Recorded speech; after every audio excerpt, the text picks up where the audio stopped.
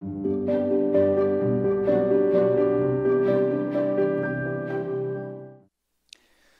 읽은 시편의 말씀은 다윗의 시이며 성전 낙성가라는 부제가 붙어 있습니다. 주님이 베풀어 주신 모든 은혜를 마음에 품고 성전으로 올라가는, 성전 건축을 감사하는 그런 찬양인 것이죠. 우리의 성전은 어디입니까? 눈에 보이는 건물, 한미장로교회가 우리의 성전일 수도 있지만 눈에 보이지 않는 우리의 마음도 성전이 될 수 있는 것이죠. 매일매일의 삶이 성전 낙성식이 되기를 소망합니다. 기쁨으로 예배를 준비하며 설렘으로 예배에 나아갑니다. 준비된 헌물과 헌금을 하나님께 드림이 기쁨이 되고 마음을 다해 찬양하며 찬양 속에 눈물과 결단과 감사가 있기를 소망합니다. 이 아침에 드리는 예배가 그러한 예배가 되기를 원합니다. 1절에 보면 내가 주님을 높이겠다는 그런 말이 나옵니다. 1절 말씀 함께 보시겠습니다.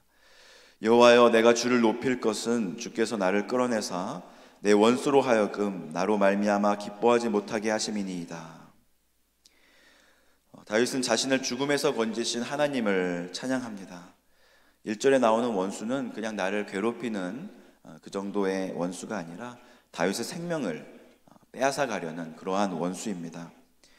우리에게도 원수가 있을 수 있습니다. 그 원수는 내가 죽을 때 기뻐하고요, 내가 병들고 힘들고 잘 안 될 때 기뻐합니다. 나의 원수는 나를 넘어뜨리고 결국에는 나를 무덤으로 내려가게 만들고 스올로 빠뜨리지요. 그런데 그 원수의 전략은 별다른 것은 없습니다. 우리를 하나님으로부터 멀어지게 만들면 되는 것이죠.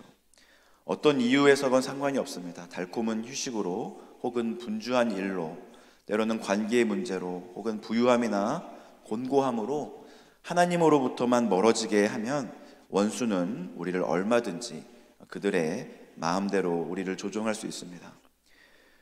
나는 멋지게 인생을 살았다고 인생의 마지막에 그럴듯하게 포장할 수 있지만 하나님과 멀어진 삶을 살았다면, 하나님과 단절된 삶을 살았다면 우리는 원수에게 이용만 당하고 흩어지는 겨와 같은 인생을 살게 되는 것이죠.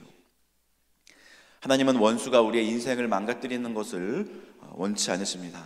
그래서 나를 원수의 함정에서 끌어내시고 나를 고치시고 싸매시고 스올에서 끌어내시며 무덤에 내려가지 않도록 하시는 것이죠. 우리는 때때로 우리도 모르는 사이에 하나님의 구원과 치료와 회복을 경험할 때가 있습니다. 내가 회복되었는지도 모르고 그 회복을 우리가 경험한다는 것이죠. 예수 그리스도의 십자가의 사건은 나의 동의와 상관없이 이루어졌습니다. 하나님이 나를 치유하시고 회복시키시는 그 역사는 미래에 이를 수 있지만 믿음의 눈으로 바라보고 그 모든 일들을 하나님께 맡길 수 있다면 구원과 회복은 과거의 일이 될 수 있다는 것이죠. 이미 확정된 것일 수 있다는 것입니다. 다윗은 1절부터 3절까지 과거의 시제를 통해 하나님의 구원 사건을 노래합니다. 이미 일어난 사건을 노래하죠. 하지만 아직 일어나지 않은 사건을 보고서도 이미 일어난 것처럼 우리는 하나님께 감사하며 그의 이름을 높이며 찬양할 수 있는 것이죠. 아직 일어나지 않은 일들에 대해서 감사할 수 있는 것은 하나님 이 일을 해주십시오라고 이렇게 완곡한 협박이 아니라 하나님에 대한 신뢰인 것입니다. 지금 하나님께 간구하고 있는 그런 일들이 있으십니까? 건강의 문제이든지 재정의 문제이든지 관계의 문제이든지 그 어떤 문제이든지 상관없이 하나님의 손에 붙잡히고 하나님이 이렇게 허락하신다는 사인만 있으면 그 문제는 이미 해결된 것입니다. 이미 구원을 받았고요, 이미 회복은 되었고요, 이미 치료받았습니다. 하나님이 사인만 해주시면. 내 몸은 아직 아프지만 우리는 치료하실 하나님을 찬양하는 것이 아니라 나를 통하여, 이 아픔을 통하여 영광 받으시고 나를 이미 치료하신 하나님을 찬양하는 것입니다. 그렇게 우리는 아직 이 세상에 살지만 이미 구원을 이루신 하나님을 찬양하며, 아직 죄 가운데 스트러글하며 살지만 이미 승리를 이루시고 천국으로 나를 건져내신 주님을 찬양하며 살 수 있습니다. 그럴 때 우리의 마음에 주님을 모시고 성전 건축의 찬양을 드릴 수 있는 것이죠. 오늘 우리의 삶 속에서 주님을 향한 찬송이 있기를 소망합니다. 4절 말씀 함께 보시겠습니다. 주의 성도들아 여호와를 찬송하며 그의 거룩함을 기억하며 감사하라. 영어 성경에는 기억하며 감사하라는 말 대신 그의 이름을 찬송하라 이렇게 번역이 되어 있는데요. 서로 다른 번역이기에 둘 중에 하나만 맞다 이렇게 우리가 생각을 하는 것이 아니라 이 두 다른 번역이 그 의미를 더 강화해 줍니다. 찬송은 기억하며 감사하는 일이 되는 것이고요. 하나님이 우리를 찬양하는 자로 창조하시고 우리를 불러주셨다는 것은 우리로 하여금 늘 하나님의 일을 기억하며 감사하는 자로 살아가기를 원하셨다는 것입니다. 우리가 이 세상에서 살아가면서 해야 할 일이 있다면 그것은 하나님이 행하신 일을 기억하며 감사하는 것과 그분의 거룩하신 이름을 기억하며 감사하는 것이죠. 그런데 다윗에게는 이 찬양이 그저 과거의 찬양으로 과거에 이루신 일을 찬양하는 것으로 멈춰 있는 것이 아닙니다. 그는 하나님과 늘 연결되어 있었습니다. 7절 말씀 함께 보시겠습니다. 여호와여 주의 은혜로 나를 산같이 굳게 세우셨더니 주의 얼굴을 가리심에 내가 근심하였나이다. 하나님이 행하신 일들을 기억하며 감사하고 찬양하지만 그 감사가 과거의 일만을 기억하는 것이 아니라 그 감사로 인하여 지금 나와 함께 하시는 하나님과 연결되게 하는 그런 매개체가 된다는 것이죠. 그리고 이것은 하나님이 나에게 축복하신 삶의 모습이 아무리 화려하고 또 명성을 주시며 부요함이 세상 모든 사람보다 승하다 할지라도 그것이 하나님보다 우선하지는 않는다는 말이기도 합니다.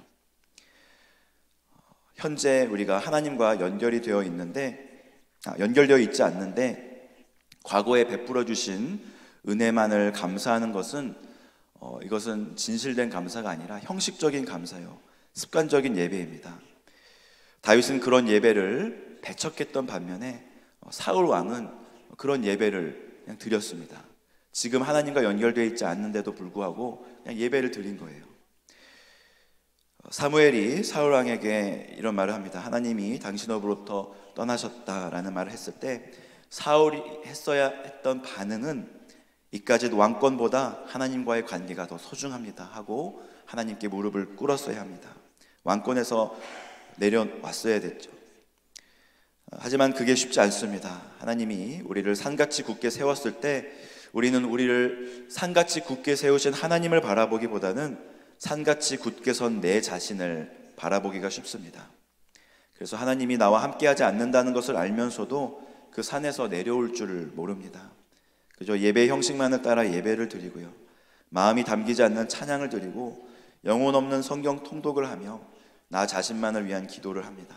이런 예배는 하나님이 받지 않으십니다. 주님이 나를 구원해 주셨다는 감사의 형식은 있는데, 믿음의 고백의 그런 형식은 있는데 실제 우리의 삶에서 행동이 없다면, 순종이 없다면, 하나님과의 관계가 끊어져 있다면 그것은 죽은 믿음이요, 믿음 없는 예배는 하나님이 받지 않으시는 것이죠. 우리는 하나님과의 올바른 관계 속에서 주님이 하신 일들을 기억하며 감사해야 합니다. 산같이 나를 굳게 세우신 하나님을 기억해야 합니다. 그리고 어느 순간 하나님이 보이지 않는다면 우리는 다윗처럼 솔직하게 하나님께 기도하면서 산 위에서 내려와야 하는 것이죠. 그리할 때 우리의 슬픔이 변하여 기쁨이 될 줄 믿습니다. 우리의 명예보다, 우리의 부귀보다 하나님이 더 소중함을 고백하는 이 새벽이 되기를 원합니다. 오늘 하루 이미 우리에게 승리를 주신 하나님을 찬양하며 하나님과 동행하는 하루가 되시기를 주님의 이름으로 축복합니다. 이 시간 말씀을 놓고 함께 기도하겠습니다.